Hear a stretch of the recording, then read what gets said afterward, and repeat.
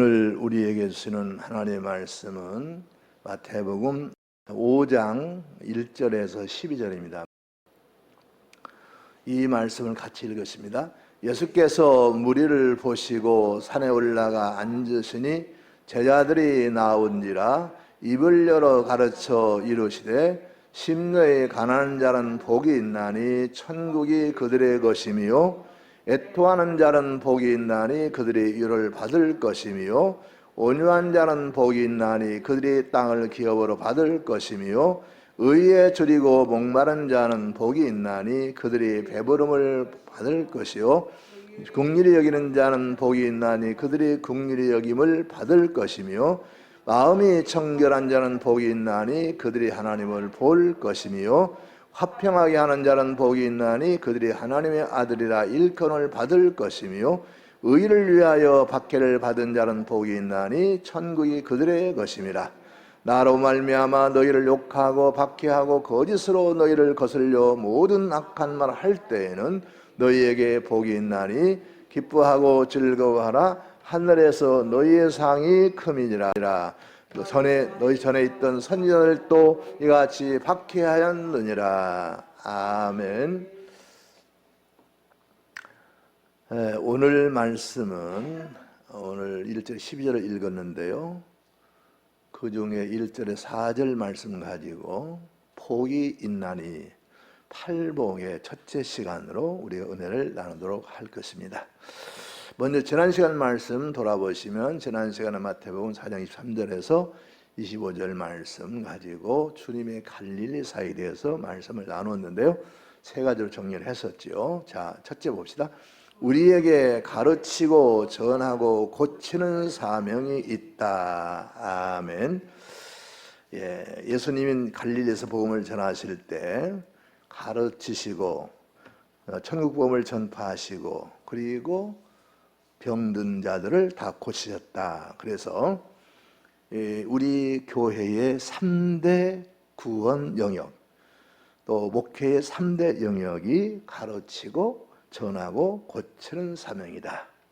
이건 교회들도 마찬가지죠. 그래서 우리 기독교회는 이렇게 하나님의 말씀을 가르치고 천국 복음을 전하고 또 병든 자를 고치는 이 사명이 있어서 이 복음이 들어가는 곳곳마다, 우리 한국교회도 그러죠, 학교를 세우고 병원을 세우고 교회를 세우고 이렇게 했듯이 이렇게 우리 교회는 가르치고 전하고 고치는 사명이 있다.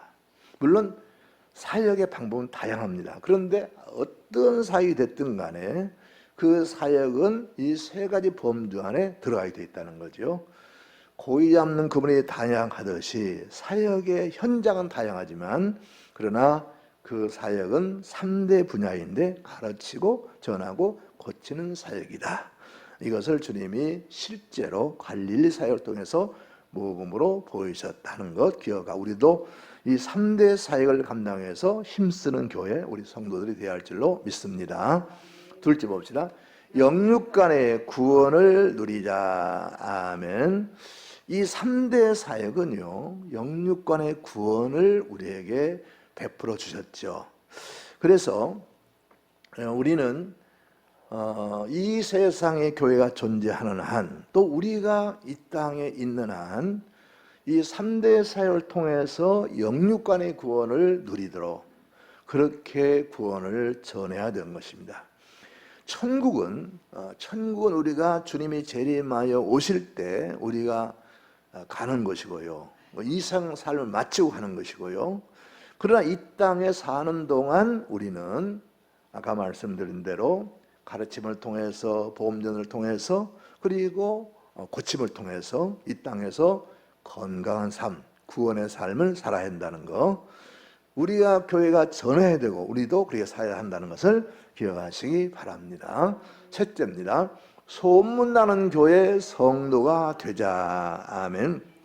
예수님께서 이렇게 고치시고 천국을 전하시고 또 이제 가르치실 때에 사람들이 이방에서도 유대에서도 천지사방의 사람이 모여들었더라 그랬어요. 물론 그들이 예수님의 병 고치는 소문을 들었겠지만 어떻든 소문이 났고, 그래서 사람들이 몰려와서 몰려온 사람들은 다 구원을 얻었다고 그랬습니다. 모든 그리스도인들에게는요, 생명을 구원할 사명이 있죠. 즉 우리는 베드로에게 약속하신 대로 사람을 낳는 어부로서의 사명이 주어졌습니다. 따라서 이 일을 감당하려면요, 소문을 내야 돼요. 소문이 잘 나야 돼요. 그래서 해강교회는 가면 인간적으로도 유익한 교육이 되고, 그리고 천국 복음을 듣게 되고, 그리고 병도 고치더라. 믿음으로 사는 사람은 병을 고치게 되어 있는 거니까요. 그래서 그런 소문 나는 교회, 그래서 정말 우리 해강교회가 하나님의 영광을 더 높이고 사람들 구원에는 그 사명을 감당하는 그런 은혜가 있어야 할 줄로 믿습니다.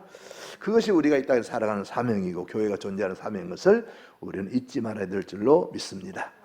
자, 오늘은요, 마태복음 5장 1절에 12절인데 팔복에 관한 복음이 1절, 11절, 12절 8가지 복, 그 중에서 첫 번째와 두 번째 복에 대해서 말씀을 보게 되는 첫 시간입니다. 이 팔복의 말씀이 포함된 이 마태복음 5장에서부터 7장까지를 세 개의 장을 산상수훈이라 그럽니다. 산상수훈. 산상수훈이라고 하는 것은요,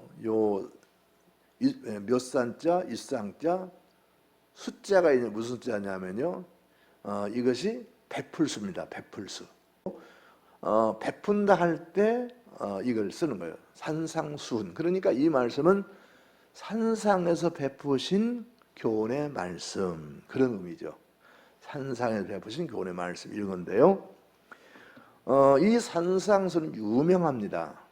그러니까 기독교인이 아는 사람들도 이 산상수훈을 접하고는 정말로 탐복하는 말씀이 산상수훈에 다 들어있어요. 그 일례로 인도의 국부로 알려지고 있는 마하트마 간디, 그 사람은 힌두교인이잖아요. 힌두교인데 이 산상수훈을 읽고 정말 감탄을 했다는 거 아니겠습니까? 그리고 그 사람뿐 아니라 이 산상수훈에 너무나도 이 정말 진리의 이 말씀에 많은 사람들이 감동을 받은 말씀인데요. 그런데 이 산상수훈은 가버나움 근처의 어느 산에서 베풀어지는데, 그것을 이제 누가복음에 나오고 마태복음에 나옵니다. 그런데 산상수훈의 요점이 뭐냐? 산상수훈의 요점이 뭐냐 하면 그리스도께서 통치하신 왕이시다. 그 그리스도가 통치하는 왕국의 백성들은 우리 성도들이 하나님의 백성으로서 어떤 삶을 살아야 되느냐. 그래, 천국 백성들이 어떻게 살아야 되느냐. 천국의 시민권을 가진 우리가 어떻게 살아야 되느냐. 천국의 시민으로서의 살아가는 양식에 대해서 말씀을 하고 있죠. 그러니까 천국 백성 이렇게 살아야 된다. 하늘나라에 소망 없는 사람 이렇게 살아야 된다 하는 것이 이 산상수훈에 나와 있는데요. 이스라엘에 가면은 팔복교회라는 교회가 있습니다. 그래서 8가지 복을 이제 말씀하신 것인데 그것을 팔복이다 그럽니다. 말씀드린 대로 하나님을 향한 성도들의 신앙의 자세와 그에 따르는 8가지의 복에 대해 소개하고 있는 말씀인데요. 물론 이 복은 현세적인 복만이 아니라 이것은 이 세상에서도 오는 세상에도 누리게 될 복을 얘기합니다. 그리고 종말적인 복 포함해서 현실적인 복을 말하고요. 그래서 이러한 복들은 예수 그리스도를 진정으로 자신의 왕으로 모시라는 자들이 맛보며 누릴 수 있는 복이다. 이렇게 말씀드릴 수가 있는데요. 천국이 아직 완성되지 않았음에도 불구하고 예수 그리스도의 성육신의 말미암아 시작된 천국이 이미 이 땅에 도래해 있잖아요. 완성이 안 됐을 뿐이지. 그렇기 때문에 그리스도 안에 사는 사람들은 이 땅에서 오게 될 그 나라에서 내가 천국 시민으로 살아야지. 그 미래에 이루어질 세계에서 살아야지. 그게 아니고 오늘 여기서 천국 백성의 삶을 살아야 된다는 것을 말씀하고, 그 천국 백성의 삶을 사는 사람들이 이러이러한 환경 속에서도 복되게 사는, 희망을 가지고 사는 그 복을 이 팔복은 말씀하고 있다, 이렇게 말씀할 수가 있습니다. 자, 이제 오늘 본문 말씀 1절에서 4절인데요. 복이 있나니, 이러이러한 사람은 복이 있다. 이 복이 있나니 첫 번째 시간이 되겠습니다.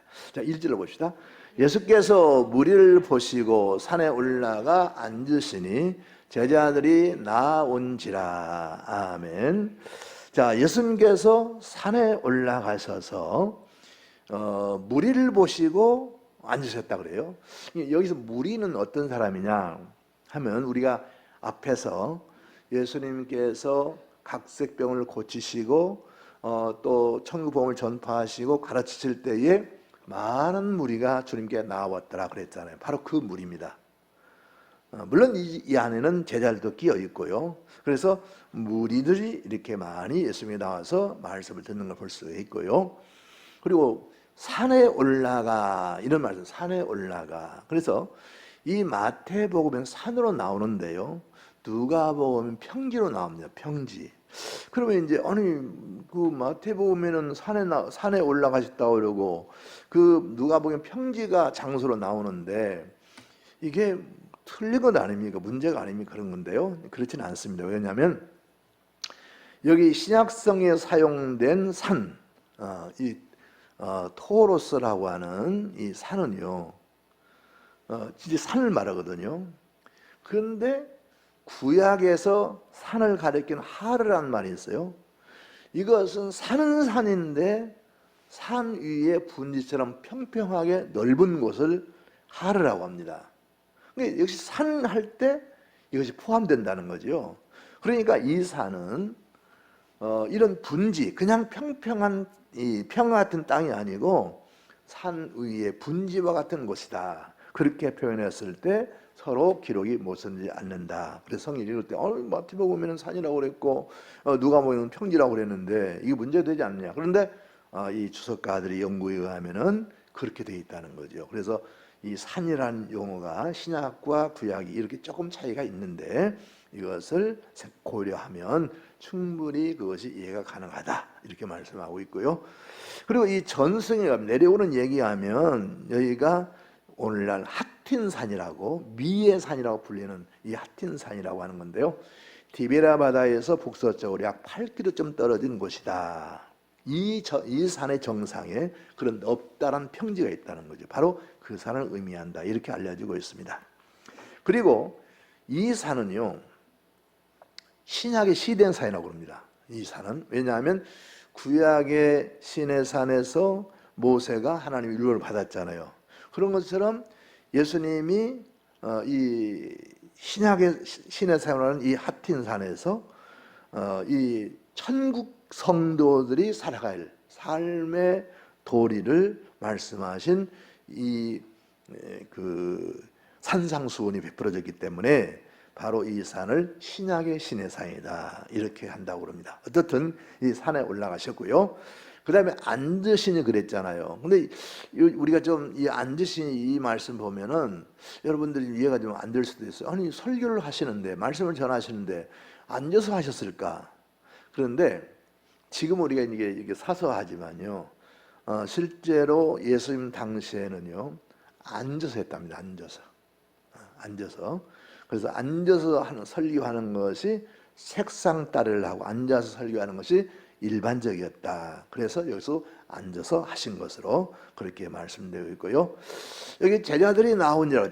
이 제자들은 물론 아까 말씀드린 대로 여러 종류의 사람 될 수 있겠지만, 일단 신약에서는 제자들 하면요, 예수님의 전적인 추동자들, 12제자가 전형적인 제자가 되겠죠.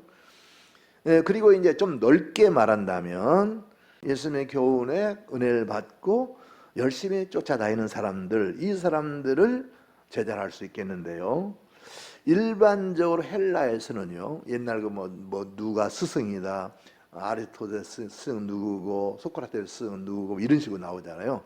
그 스승이라고 하는 것은요, 선생의 정신을 흡수하고 동화한 사람을 제자를 한다. 그렇게 봤을 때 예수님의 제자들 역시 예수님의 사상을 이어받고 그것을 흡수하고 동화된 사람들이다. 이렇게 말할 수 있는데, 여기서는 12제자만 아니라 예수님을 열심히 쫓아다니는 추종자들이 예수님께 나왔더라. 이런 말씀을 볼 수 있습니다.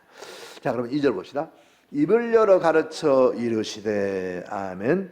자, 입을 열어 가르쳐 이르셨다 그랬어요. 그런데 여기서 가르쳤다. 물론 일반적으로 뭐 가르친 그런 거 다 얘기를 하죠. 그런데 이 말씀은 입을 열어 가르쳐 시작하셨다라고 하는 그런 의미를 가지고 있고요. 그리고 신약성경에서 예수님이 가르치셨다라고 하는 이 말씀은 우리가 보통 가르친다고 했을 때 여러 가지 있겠죠. 윤리와 도덕, 지식 여러 가지 있겠지만 주님의 가르침에 대해서 얘기할 때는 이것이 절대적인 것, 하나님과 하나님의 나라에 관한 절대적인 가르침을 의미합니다. 그래서 예수님은 이 세상의 공생의 기간 동안에 다른 말 안 했다는 거예요. 하나님 말씀만 가르쳐. 그러니까 그 말씀 모두가 다 절대적인 진리의 말씀이다. 그래서 우리 복음서에 있는 주님의 말씀들은 모두가 진리의 말씀이기 때문에 그 말씀을 아멘으로 순종하는 것, 우리에게 큰 복이 될 줄로 믿습니다. 자, 3절 보실까요? 심령이 가난한 자는 복이 있나니 천국이 그들의 것이며. 아멘. 팔복 가운데 첫 번째 등장하는 것이 심령이 가난한 자는 복이 있나니 천국이 그들의 것이며 라고 합니다. 자, 근데요, 우선 누가복음에는요, 이 팔복 가운데 첫 번째 복이, 여기는 심령이 가난한 자로 되어 있죠. 그런데 누가복음에는 그냥 가난한 자예요. 그 차이는 있는데, 그런데 그 차이는 마태복음은 믿는 유대인을 위해서 쓰여진 것이고, 누가복음은 폭넓게 이방인까지 포함하는, 불신자까지 포함하는 사람들에 의해서 기록된 것이기 때문에 영적인 의미에서 심령이 가난한 자 이렇게 하면은 그 사람들 모를 수가 있어요. 그냥 무조건 가난한 자 이렇게 했거든요. 그런데 내가 똑같습니다. 심령이 가난한 자나 이 가난한 자나 똑같아요. 왜 그러냐면 만약에 어떤 사람이 심령은 가난한데 다른 건 물질은 부자일 수 없거든요. 그러니까 결국은 똑같다는 거예요. 그래서 어떻든 우리가 여기서 해석은 이렇게 할 수 있어요. 가난한 자는 복이 있다. 왜냐하면 천국이 그들의 것입니다. 자, 가난한 자, 이 가난한 자에 대한 해석을 두 가지로 할 수 있습니다. 복이 있는 이유를, 가난한 자가 복이 있는 이유를 두 가지로 할 수 있는데요. 우선 여기서 가난한 자라고 했을 때에 헬라어로 푸토코이라는 말을 썼어요. 이 본래의 뜻은 뭐냐 하면 재산을 상실해서 큰 불행 속에서 당황하는 거지를 말한답니다. 재산을 상실하고 거지가 된 사람, 그래서 방황하는 사람, 이 사람을 가난한 자 이렇게 불렀다는 거예요. 그쪽에서는. 그래서 70인역 성경이라고 셉투아진트라고 하는 그 처음 번역된 구약 성경, 거기서는 이 말을 이렇게 썼어요. 신체의 연약함이나 파산된 상태, 신체가 아주 연약한 사람, 그리고 재산을 몽땅 잃어버린 사람을 가난한 자다. 그러니까 여기 가난이라고 하는 말은요, 세상에 의지할 것이 없는 사람을 가난한 자다 이렇게 말할 수가 있어요. 그래서 가난이라고 하는 말은 히브리 말, 제가 아까 헬라어 말씀드렸는데 히브리 말은요, 가난이라고 하는 말의 히브리 말은 의존이랍니다. 의존. 왜냐하면 이 사람들은 누군가를 의존하지 않고는 살아갈 수 없는 사람이기 때문에 가난이라는 말을 의존이라는 말로 바꾸었다는 거예요. 그러니까 이렇게 가난한 사람들은 전적으로 하나님을 의지할 수밖에 없습니다. 그래서 가난한 자가 복이 있다는 거죠. 여러분, 실제로 초대교회에서도 그렇고요, 한국 교회도 그렇습니다.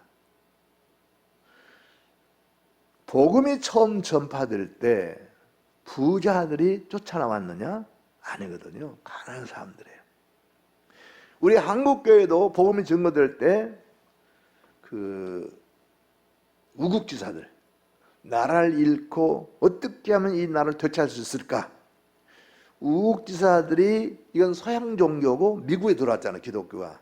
그래, 미국을 의지하는 마음, 문명된 발전된 나라를 힘입고자 하는 그런 의도도 있고, 하나님은 전능하신 분이라고, 우주와 만물을 다스리는 분이라고 그러니까 그 하나님의 공의를 의지하는 것도 있고 해서 이분들은 나라를 생각하는 마음으로 힘 있는 사람들, 선비들, 배운 사람들, 또 부자들 나왔어요. 그런데 나머지 대부분은요, 정말 가난한 사람 나왔어요. 천대받는 사람들. 한국이 그렇게 시작을 했거든요. 백정들. 그야말로 공부 하나도 못하고 다 내버려진 아이들. 그래서 데려다가 공부를 시키고 유학을 보내고 그런 인물들 만들어 보냈잖아요. 만들어 왔잖아요. 그 한국 발전 토적을 이루었는데, 그러니까 가난한 사람들이 복음에 가장 빨리 반응한단 말이에요. 그러니까 복이 있는 거죠. 복이 있는 거. 부자들은, 많이 배운 사람, 있는 사람들, 선비들, 이런 사람들은 그거 아니라도 내가 살 수 있는데 하고 안 나오지만, 가난한 사람 의지할 데 없기 때문에, 그래서 주님 앞에 나오게 됨으로써 그들이 부해질 뿐만 아니라 구원의 백성이 됐다는 거죠. 그러니까 가난한 자가 복이 있다는 거죠. 근데 우리 기독교는 희망의 종교인 것은요, 아니, 부자가 복이 있다고 얘기 안 하고 가난한 자가 복이 있다. 왜냐하면 부자는 자기가 부자니까 알아서 하겠지요. 뭐 투자를 하든 뭐를 하든. 그러나 가난한 사람은 전능하신 하나님을 의지할 수 없기 때문에, 그 사람은 하나님이 돌봐주시기 때문에 그 사람은 복이 있게 되는 거죠. 그러면서 가난한 사람이 복이 있다, 이 말씀이 합당하고요. 또 하나는 심령이 가난한 자, 이것은 좀 마음이 가난한 사람, 즉 겸손한 사람, 자기 연약감을 깨닫는 사람, 자기의 부족함을 아는 사람, 이 사람이 복이 있다는 거거든요. 그러니까 육적으로나 영적으로나 가난한 사람은, 심령이 가난하든지 돈이 없든지 못 배웠든지 건강이 안 좋든지 뭐든지 좌우지간 다른 사람보다 현격하게 부족하고 연약한 사람, 이 세상에 내놓을 것이 없는 사람, 누군가 도움이 없으면 살아갈 수 없는 사람들이 가난한 사람들이고, 그들은 그래서 하나님을 의지하게 되므로 그들이 복이 있다는 거죠. 그러니까 여러분, 그러면 이제 여러분 그럴지 몰라요. 그러면 교회는 가난한 사람만 나와야 되겠네요. 네, 그렇게 여러분 할 수 있는데 그렇지 않습니다. 부자라도 하고, 부자가 복음을 접하게 되면요, 가난해집니다. 무슨 말이냐면 돈을 잃어버린다는 얘기가, 가난뱅이가 된다는 얘기가 아니고요, 마음이 가난해져요. 내가 연약한 사람이구나, 내가 부족하구나, 내가 부자가 된 것은 하나님의 은혜로 되는 것이구나. 그래서 하나님의 전적으로 의지하는 마음의 사람이 돼서, 그 사람이 겸손한 사람, 정말 자기를 낮추는 사람이 돼서 하나님이 인정받는 사람이 되는 거죠.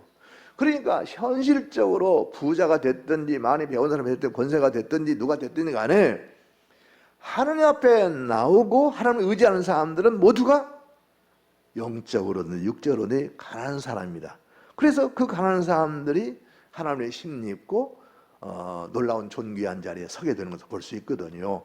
그런 면에서 가난한 자가 복이 있다. 그래서 우리가 많이 배웠든지 많은 걸 가지고 있든지 상관없습니다. 우리는 낮은 마음을 가져야 돼요.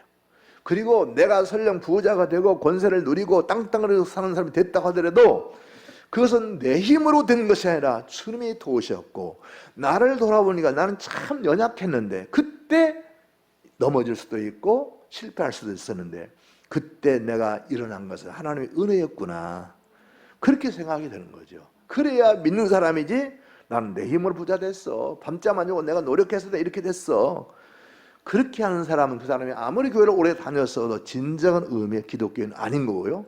가난한 사람이 아닌 거죠. 그러면 천국이 그들에게 될 수 없다는 사실 우리는 기억하고, 우리가 겸비한 마음 가지고, 그리고 우리가 의지하고 우리를 구원하실 분 하나님밖에 없다는 사실을 우리는 기억해야 될 줄로 믿습니다. 그래서 복이 있다 그랬잖아요. 끝에 가서 천국이 그들에게 복이 있나니, 그래 복이 있나니, 이 복에 대해서 말씀을 드리면요, 이 복은 히브리 말로 아쉬레라고 하는 아쉬레. 이 단어, 이 복은요, 복을 선포하는, 복이 있나니, 복이 있어, 복이 올 거야, 그런 게 아니고요. 이 말은 50년이 가난한 사람의 복이여, 이런, 복이 있어. 그러니까 10년이 가난한 사람 복이여 하고, 어떤 사람이냐, 천국이 그들의 것임이라고 말하는 건데요.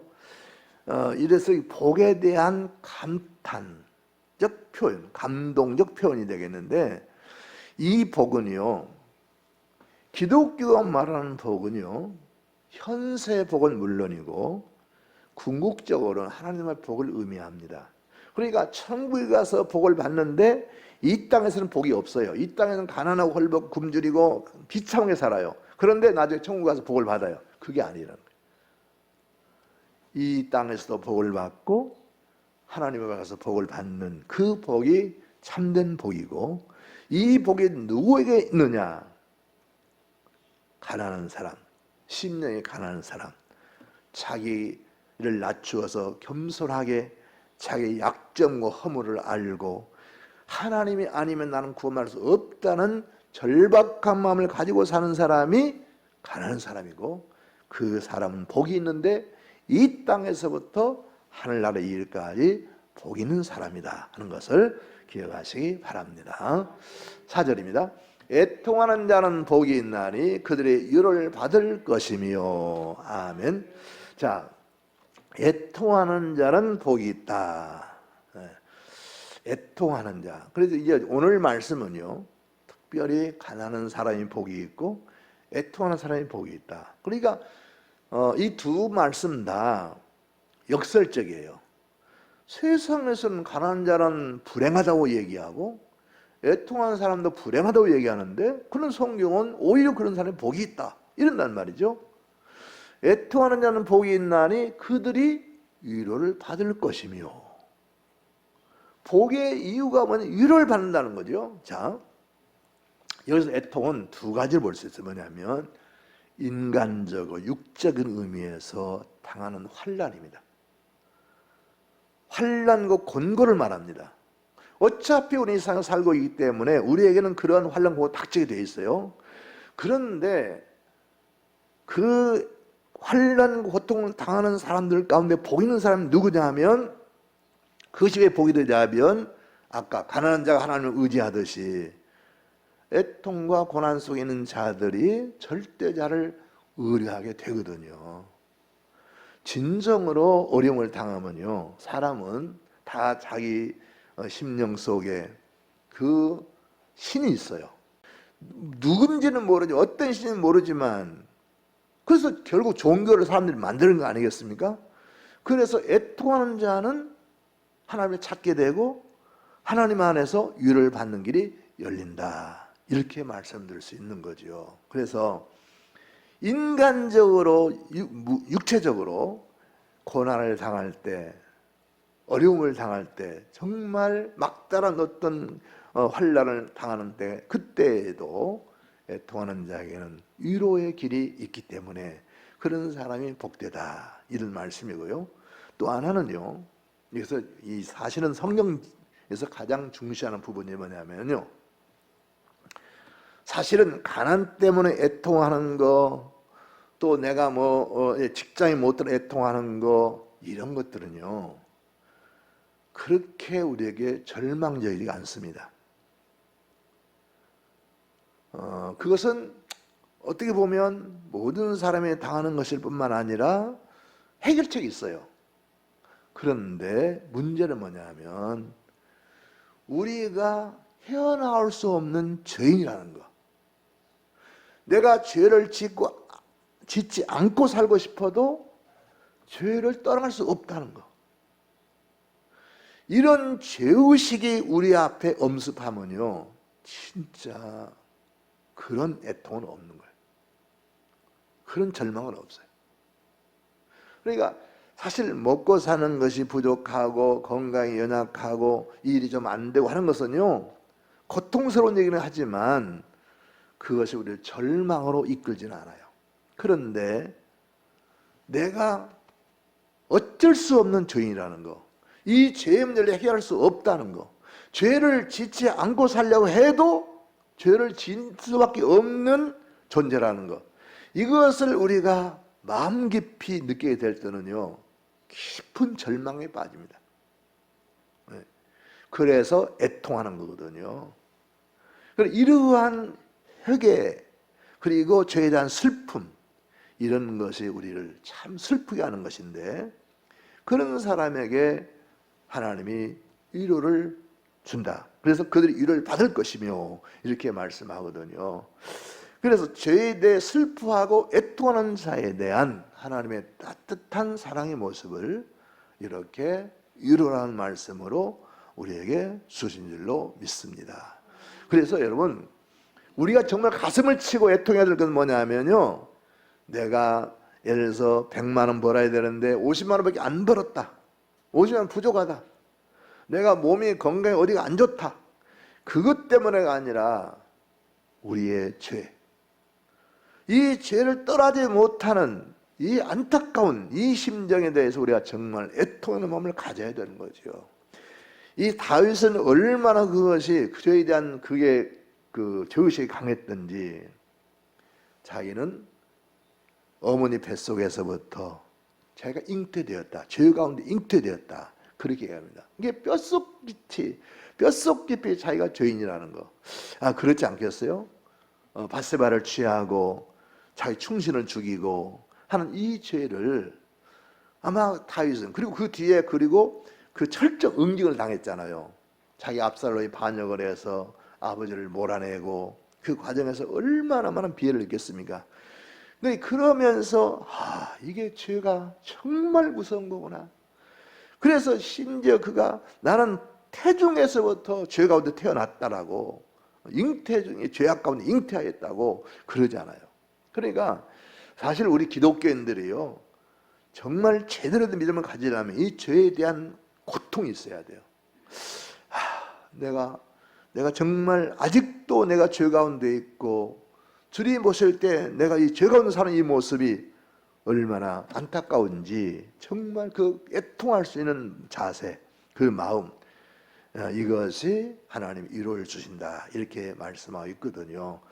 그렇기 때문에 우리는 가난하고 애통하고 하는 것이 세상적으로 볼 때는 비극적이고 슬픈 것 같지만은, 그러나 그것이 있을 때 우리 하나님의 위로를 받게 되고 천국 우리가 소유가 된다는 사실을 기억하시고, 언제나 우리는 우리 자신의 죄를 들여다보고 아직도 내가 그 죄 가운데 머물러 있다면 그것을 정말 가슴 아파하고 가슴을 치며 통에 잡아갈 수 있는 그런 은혜가 우리에 있기를 바랍니다. 그래야 하나님의 위로가 함께 하시고 우리가 그 위로 가운데서 넉넉히 죄악을 이기고 승리하는 자리에 서게 될 줄로 믿습니다. 자, 오늘 말씀은 정리하겠습니다. 두 가지로 정리하는데요. 첫째 봅시다. 영적으로 육적으로 가난한 사람이 복이 있다. 아멘. 가난한 사람은 영적으로도 육적으로도 주님을 의지할 수밖에 없어요. 그것도 절대적으로 의지할 수밖에 없어요. 사람을 의지하면, 가난한 사람이 사람을 의지하면 착취당하잖아요. 착취는 누가 당하냐면 가난한 사람이 당하는 거예요. 가난한 사람 보호를 받아야 될 텐데 아닙니다. 착취를 당하는 거죠. 가난한 사람은 착취하잖아요. 그렇기 때문에 그 가난한 사람들은 하나님을 의지할 수밖에 없어요. 육적으로 영적으로 절대적으로 의지할 수밖에 없는 사람이 되거든요.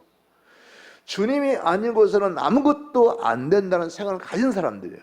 만약에 여러분도 마찬가지입니다. 나 주님이 안 믿어도 살 수 있어. 내가 물질적으로 문제가 안 되고 건강에도 상관없고 난 주님 안 믿어도 돼. 이런 사람이 있다면 믿을 필요 없겠죠? 그건 구원에서 멀어지는 거잖아요. 구원이 없는 거잖아요. 그러니까 여러분은 내가 신앙생활을 하고 주를 믿는다는 얘기는 주님 아니면 안 된다고 생각하는 거예요. 주님밖에는 없다고 생각하는 거예요. 구원이 없다고 하는 거예요. 그래서 우리가 믿는 거 아니겠어요? 우리가 그렇게 하나님을 전적으로 의지하게 될 때에 하나님이 우리를 잡아주십니다. 시편 30편 5절과 6절에 이런 말씀이 나옵니다. 너의 길을 여호와께 맡기라. 그를 의지함 그가 이루시고 너의 의의를 빛같이 나타내시며 너의 공연을 정오의 빛같이 하시리로다. 아이고 하나님 할 수 없습니다. 하나님 저를 도와주세요 하고 하나님께 맡기고 쓰는 거 나갔더니 손들고 나온 사람을 너의 의의를 빛같이 나타내시며 너의 공연을 정오의 빛같이 하시리로다. 하나님이 그렇게 나는 할 수 없어요. 하나님밖에 없어요. 손고 나간 사람을 들어 쓰셔서 빛나게 하신다는 거죠. 그래서 여러분이 재산을 가지고 있어도, 여러분이 많이 배웠어도, 여러분의 권세가 있어도, 세상에 의지할 게 있어도 그걸 의지하지 마시고 겸손한 부자, 겸손한 지식인, 겸손한 권세가, 그래서 내가 권세는 가지고 있어도, 내가 많이 배웠어도, 내가 이 돈이 있어도 저는 주님밖에 없습니다. 이런 겸비함을 가질 때 그 사람이 진정한 구원의 배가 될 줄로 믿습니다. 그래서 우리는 영적으로나 육적으로나 가난한 사람, 마음이 가난하고 실제로 가난하고 설령 부자일지라도 겸손한 사람, 그런 사람이 복 있는 사람인 것을 믿으시기 바랍니다. 자, 둘째 봅시다. 우리의 죄와 연약함에 대한 애통하는 마음을 갖자. 아멘. 여러분, 우리들이 사실은 우리 일이 안 되는 것, 내가 목표를 이루지 못하는 것, 몸이 아픈 것, 이런 걸 우리가 가슴 아파해도 우리가 죄 가운데 있고 우리 심령이 연약한 데 대해서는 우리가 눈 감고 지령할 때가 있거든요. 그런데 그렇지 않습니다. 정말 다른 건 몰라도 내가 믿음의 사람이 하나님의 구원의 백성인데, 천국 백성인데 내가 아직도 죄와 짝하고 있다면, 그리고 아직도 시험에 넘어지는 사람이라면 이걸 정말 가슴 아파야 돼. 그래서 다윗은 그런 죄를 범하고 나단 선녀에서 책망을 들을 때에 금식이 때잖아요. 눈물로 침대를 적셨대잖아요. 내가 하나님과 합한 사람인데 이따 짓을 해가지고 그래서 자기 아들도 죽고 그런 아픔을 경험하면서 그 정말 새 사람으로 태어난 것을 보게 되는데요. 그래서 여러분, 우리가 내가 몸에 병이 있고 또 내가 살림에 쪼들리고 일이 안 되고 자식에 문제가 있고 이런 것보다도 더 근원적으로 가슴 아파야 할 것은 내가 아직도 죄 가운데 있는가, 아직도 시험에 흔들리는가, 이것을 생각하고 우리는 애통하는 마음을 가질 때에 주님의 전능한 손이 우리를 붙잡으시고 우리를 이루하시고 세우실 줄로 믿습니다. 시편 34편 18절을 보면요, 여호와는 마음이 상한 자를 가까이 하시고 충심으로 통회하는 자를 구원하시는도다 그랬어요. 충심으로 통회하는 자, 마음이 상한 자. 우리가 이 마음이 상한 자, 충심으로 통회하는 자가 복이 있다는 거예요.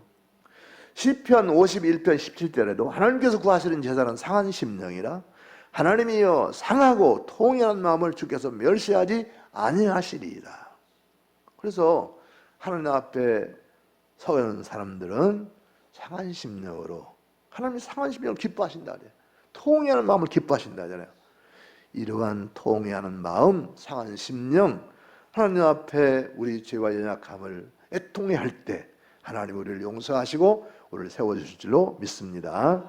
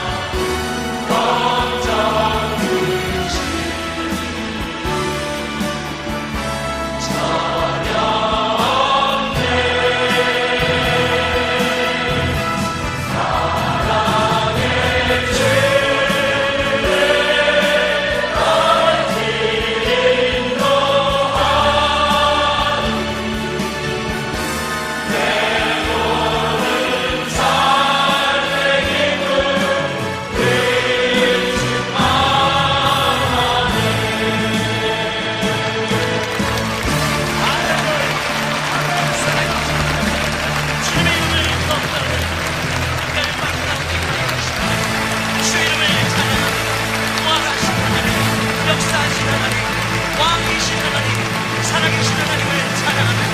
할렐루야. 주 이름을 높여요. 할렐루야.